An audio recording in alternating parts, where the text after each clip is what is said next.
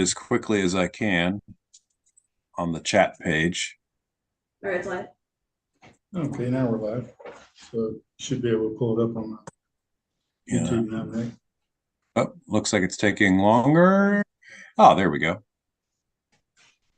Okay. I am muted for the chat. You can still see the chat box. There. You're the view of you guys, you're now on the bottom with a nice view of the ceiling. Yeah. And tilt that up so I can read it. How's that look for Kirk and Mac? That's good right there. And maybe, oh, wait, what's happening? There we go. Yeah, that's excellent. The computer is actually 5 feet away from me. So, I believe you. So I'm not going to be able to see anything. This is probably first. I have 3 people sitting there. Yeah, we did a live with Eric Stonewatch and a live with Cat. Cap. And that was pretty good. He took us up flying after that. Oh, dude. Yeah. Or the next day. And Jordy got We should, if a bunch of us are at NINC, we should film one and save it up. Yeah, that's even a better idea. Yeah. And go just use a cell phone camera and go around and interview others. I'll bring my conch shell. Yeah. I'm bringing mine. Well, let's see. Are we starting? I'm going to get my console. Yeah, we're right going to here. start in just a few seconds. Anybody who's watching, we're just waiting till the lag goes by. Yeah. Oh, looky here. Yeah. We'll just put that off to the side. I missed it. Well, It conch shell. oh. All right, we're going to start in 3, 2, 1. Good evening and welcome to TalkWrite Show. I'm your host, Wayne Stennett, and here with me tonight, Kirk Jockle, Mac Fortner, a couple of fellow tropical authors. Nick, why don't you take over and give us a short intro for these guys? All right. Well, we also have Don Rich joining us. Oh, yeah, I forgot about Don. And we've got some interesting, I've learned something about Don, which I'll save for later. Let's see. We have Kirk Jockle, and I'm going to ask you to fill this in, but I know you from the Tales from the Stool series, which I love, but you've written quite a bit since then. And Mac Fortner has the Cam Derringer series. And one of my questions will be, does Cam in fact have a Derringer? That's something I want to know. Let's see. Let's just go down the line here real quick and tell us what you're working on, because I know, Mac, we just had a brand new Cam Derringer hit the internet. We did. The Lost Souls of the Keys. Just went live on the 29th. And I'm working on already 15,000 words into the next one. I don't know what it's about yet. No, it's coming along real good, though. Excellent. And Kirk, are you working on something? I don't know if I can say, but I saw a really cool cover for it. Yeah, it's the 8th book in the Nigel Logan action series called Trapped. And it's really surrounds an actual organization in Cuba called the Henry Reeves Medical Brigade, which is actually state-sponsored human trafficking. And they source out medical individuals to various countries for sale. And they take their passports away. Oh, wow. They pay them virtually nothing. And so Nigel kind of gets wrapped around in a situation in Belize, which after doing my research in Belize, I've got to go. And so he's going to be saving some people, some medical professionals that have gotten themselves into this trapped situation with this medical brigade, which is actually true. If you go to the U.S. State Department website, look it up. It's Henry Reeves Medical. Henry Reeves International Medical Brigade. Huh. I mean, it's an actual entity. I always try to include some factual Yeah. context in any of the books that I write. That's Rising Thunder was set in, it was Rising Thunder was set in Belize. And Jesse went after organ harvesters. okay.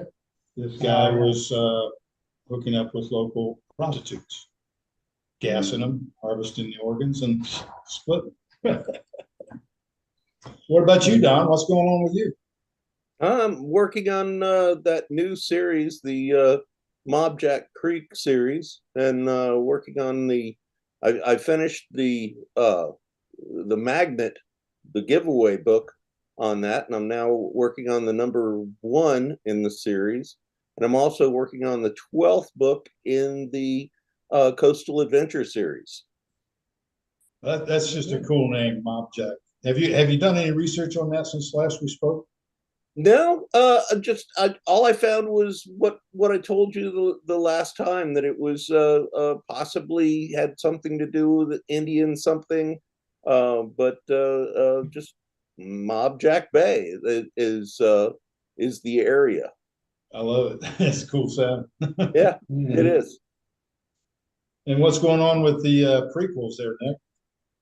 Well, the Boone prequel, I'm just shy. I was sort of hoping I could hit it before this TalkWrite, but I'm coming up on 30,000. And I've gotten Boone from 11 years old almost to being done with college. And from that point on, it's just Curacao and then Bonaire, and then he meets Emily.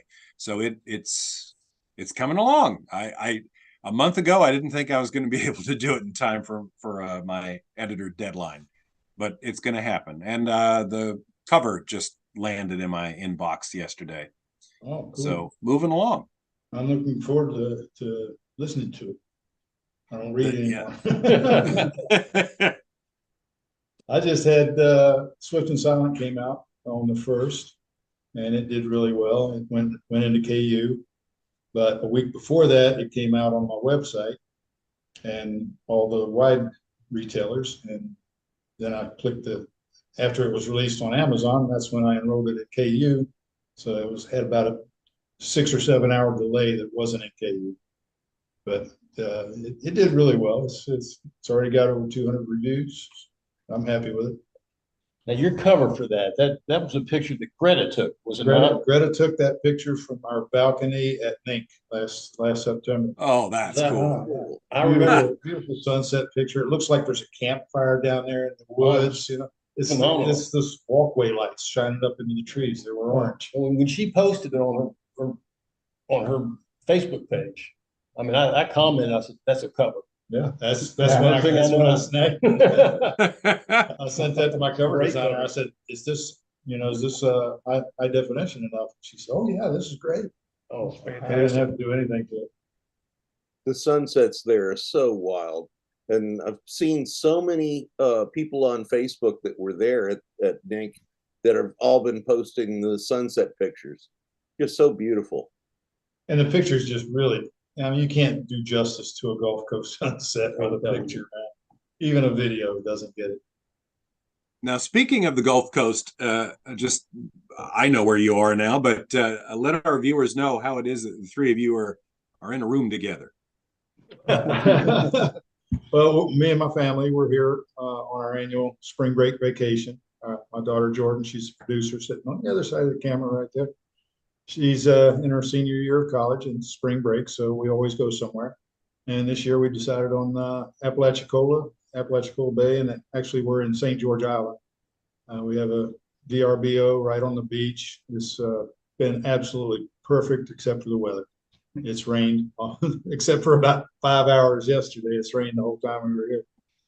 And these guys, well, you live close by, and he's down here visiting close by, so they dropped right on in. It's been 3 months, January, February, and March, we spent in Panama City Beach. To try to get away from the bad weather. Well, this year, we must have brought it with us because so far it hasn't been too great. It's got to be better. Yeah, but it wasn't. It's only a 2-hour drive today in pouring rain to get. So and I'm 25 minutes west of Apalachicola and Port St. Joe, over in the Cape San Blas area, and I'm a townie. in there. My wife still works in North Georgia, so we tear up the roads back and forth, and yeah, we love it. Eventually, St. Joe. She works. Yeah, In northern that's Georgia? Letter word. Huh? So you drive up to her house for the week and come back down here for the weekend? Yeah. Home to get money. No, I'll typically be down there. I'm only here for a week this week, but like I was here for what, 5 weeks, just a little while ago. So I'm down here more than I am up there. But she gets off on Friday. She's got a real flexible job with the fire department, so she can kind of make her own hours. So she tears up the roads more than I do. She can't stay away from. I'm a kept man. Well, Don, let's see. You're currently in Virginia, right? I am. I'm in Crozet, just about 12 miles west of Charlottesville, right at the base of the Blue Ridge Mountains, which Wayne knows this area really well. But I understand you did spend some time in Florida. My first 40 years. I'm a fifth generation Floridian. Gotcha. I know where I'm going with this. This is where And yeah, you do know where I'm going with this. So when somebody just casually mentions in the pre-show talk, yeah, so I was a mayor, immediately everybody wants to know more. So you were mayor in somewhere in Palm Beach County, correct? Yes, Lake Clark Shores. It's one of the there are 37 municipalities in Palm Beach County, and it's one of the middle ones. It's not one of the larger ones, but it's still a very beautiful place to live. Wow. Now, did someone talk you into running, or was there something that annoyed you that was going on and you decided to run to fix it? Yeah, something that annoyed me. I can do better than these guys, and let me tell you, it is the most fun job you'll ever run for, that you'll ever try to get, and the job itself sucks. Oh, okay. That's all he's going to say about that. The end. Yeah, I mean, that's, Hey, Don, were you ever able to leverage that local power to like maybe get yourself out of like a DUI or something? Or no, ran my Nope. tractor around the lake once, and but that's about it. not even a speeding ticket? Nope, no, and oh man, let me tell you, we had laser, we had radar, we had everything. It's pretty much the biggest speed trap in Palm Beach County. When you That's come something to off be of proud of. I-95 on Forest Hill Boulevard and head west, you better slow down. And Don Reese says, I did that. That was it. Oh, Nope. funny. Well, let's see. Let me see if there are any questions.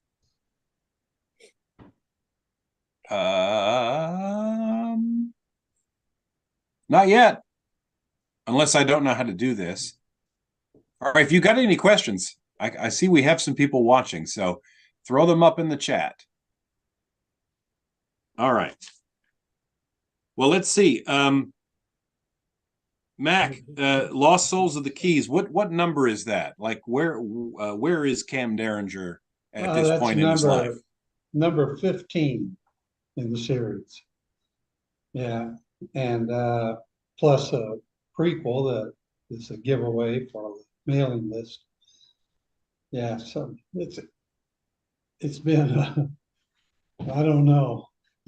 I started out writing. I had a different series, Sunny Ray series, and it started. The very first book started out as called Run City Bar, which was a song I wrote. And then I decided to go up. I was going to write another song, and I thought, no, I'm going to elaborate on this one a little bit, and ended up writing a book and didn't even plan to write a book. And that was the first one I wrote. And then I wanted to change, so I wrote some, and it started out, let me tell you, on the Rum City Bar started out with this guy leaving Evansville, Indiana. He went to Nashville to be a star. Well, he got in a lot of trouble. Ended up getting chased down to the Keys. And then I don't know what happened, but he ended up out on an island in the second dimension. And wild things started happening there. And then the next two books in that series were just paranormal books. And I had no idea that's where that was going. I mean, if you're a pantser and you write like that, That's what happens. yeah, it just, there all of a sudden takes off over there. And that's what happened to that. But Michael Rydick's book, New Madrid Run. Have you read Yeah. that? That is a really cool book. It starts out just like a normal day in the Keys. Guy's taking off in his airplane. He gets, just as he's starting down the runway, he sees this wall of water, and there's been this giant earthquake, and it literally wipes out all of Florida. And the Mississippi River Delta, the whole Mississippi River Valley area becomes an inland sea. Oh, And Arkansas, Jordan, could you grab the charger for me and plug that in somehow? Uh-oh. Well, we'll see you guys next month. let's see. Yeah, that's how a book can change from It can. a sea adventure to, are we froze up? Yes, Probably we are. how Cowboys and Aliens came about. Cowboys and Yeah, aliens. definitely could be. Yeah, Yeah. the movie Cowboys and Aliens. Oh yeah, that thing's great. Although to this day, I still enjoy when I walked into Audible one day and they were recording a book I'd never heard of called Pride and Prejudice and Zombies. And it's basically Pride and Prejudice and Zombies. Pride and Prejudice with zombies. That's all it was. Hilarious. Let's see. Let me ask Kirk, what can you tell us about the Nigel Logan character? Well, Nigel is he's a retired Navy chief that ends up leaving Norfolk, Virginia on his sailboat in the wake of the suspicion of a murder of a local rapper thug, and ends up finding himself into the Gulf of Mexico, actually stops in Boca Chica, and the guys in there were listening to Oyster Radio. All the guys, Oyster Radio is our local radio station here. And so all the chiefs down at Boca Chica and the Keys, they like to go up there to go fishing. So they like to stream Oyster Radio. And so hearing all the names of the small towns, everything that's going on, when he left, he decided to go to Port St. Joe, and kind of ends up there and falls in the lap of a tremendous number of lovable characters, but his dark past continues to follow him, and so he can never quite shake that. So he tries to hide it for as long as he can, but eventually it all comes to a head. So now he's just a bad guy with a good guy with a bad reputation for hurting bad people. How many degrees off of your biography would that be? Not too much. I retired as senior chief. He was only a chief. I was a senior chief. I left the Corps as a corporal, and Jesse's gunnery sergeant. We got to get a promotion somehow. That's right. Let me ask Don. So the Mob Jack, where is Mob Jack Creek? Is that's a real place? Mob Jack Creek is not. Mob Jack Bay is a big bay on the western side of the middle lower part of the Chesapeake Bay, and a lot of little rivers off of that all converge there. And so I invented Mob Jack Creek, but there's a place called Hudgens Horn Marina, and this is I'm kind of using it as a guideline for where this is going to take place at Mob Jack Creek Marina. Just curious, because you said you spent first 40 years of your life in Florida. Have you written any books set in Florida or ever thought about it? Some of the Coastal Adventure series go to Florida. A couple of the episodes happen in Florida partially, and thought about it, but gosh, I was talking to somebody the other day, and they were talking about, well, I'm got to find a new place to set my books because, man, everybody's setting their books now in Key West, and I forget who it was, but yeah, it just yeah. So I stick up here just because it's different. Yeah. So just so that I'm not lost in the crowd. This is kind of my own thing. Although now there's a few other people that are doing stuff around the Chesapeake. Somebody's got an Outer Banks series, if I remember correctly. Doug Brissotti? Yeah. Doug's down. He's New down. Bern. I'm pretty sure he's in New Bern.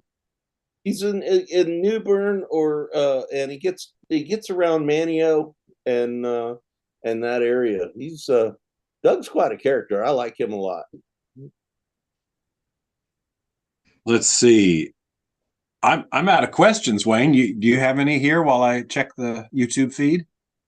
No, I'm just going along for the ride. Oh, I'm on vacation.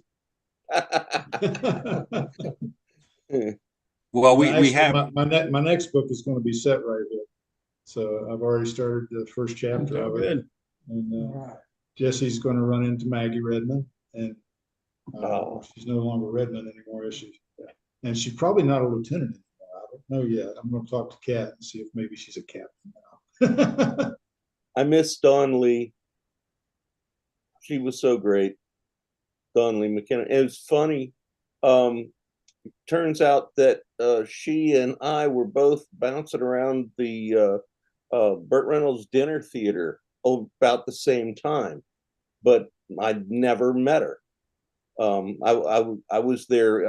I went to Palm Beach Junior College, and we did a lot of work with Burt Reynolds Dinner Theater, and she was there, and she actually got a screenwriting job out of there.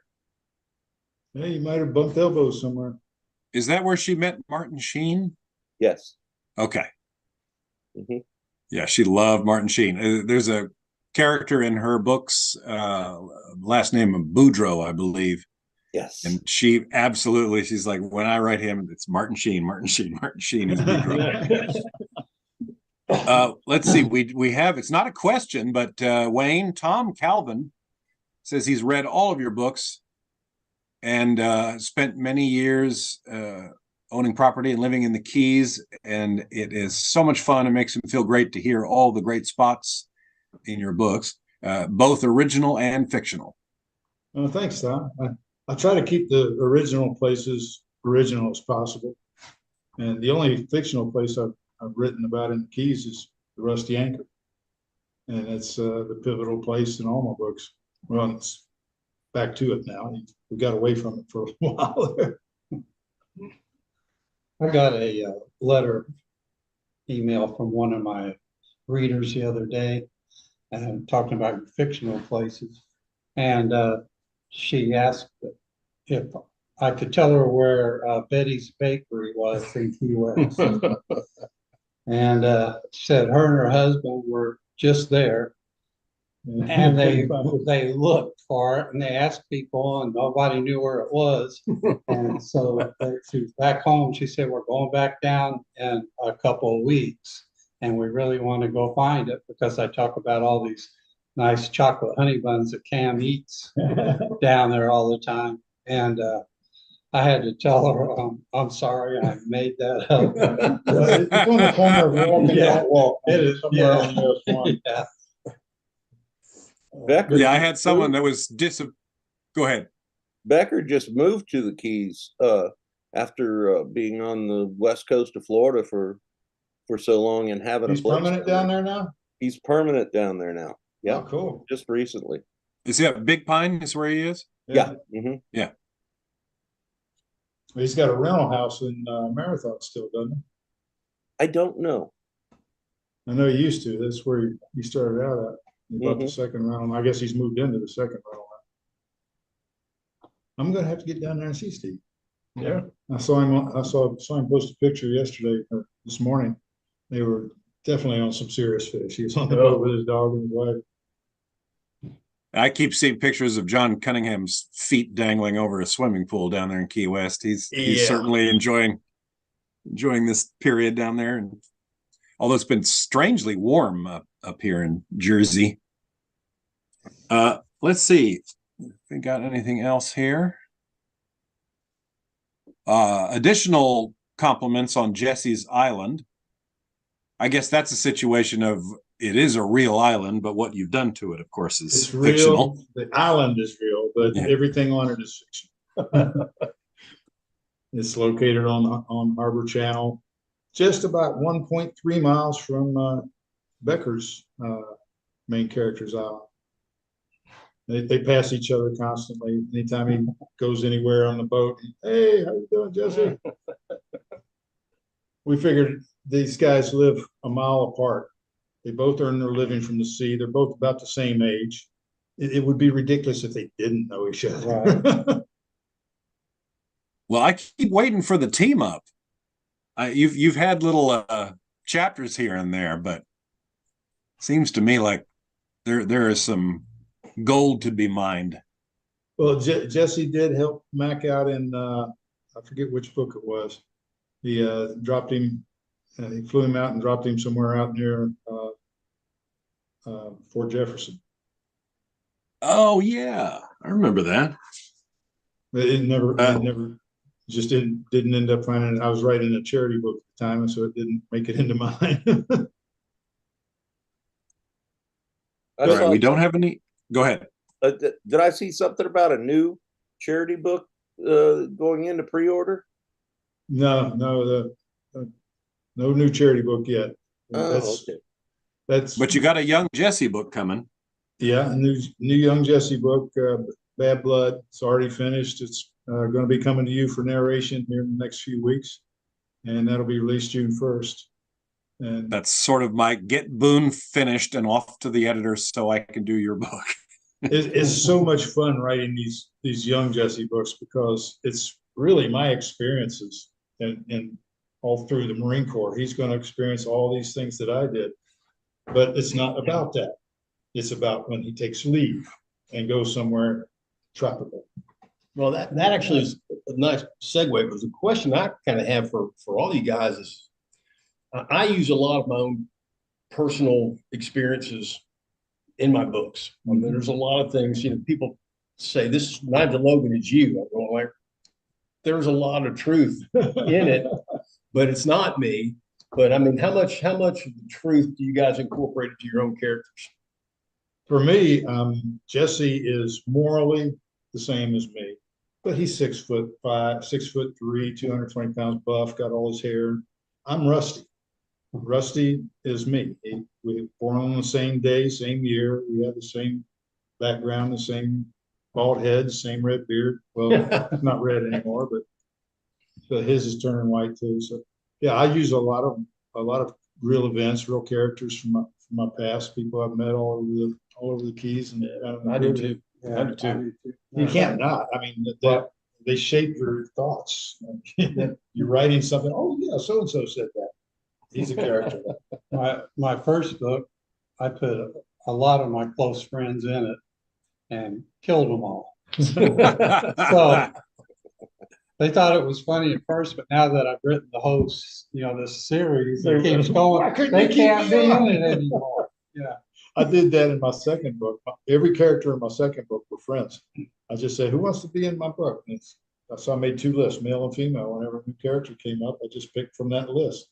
And only one of them still exists today. Cheryl Krasinski is still the tech person for Jesse's team.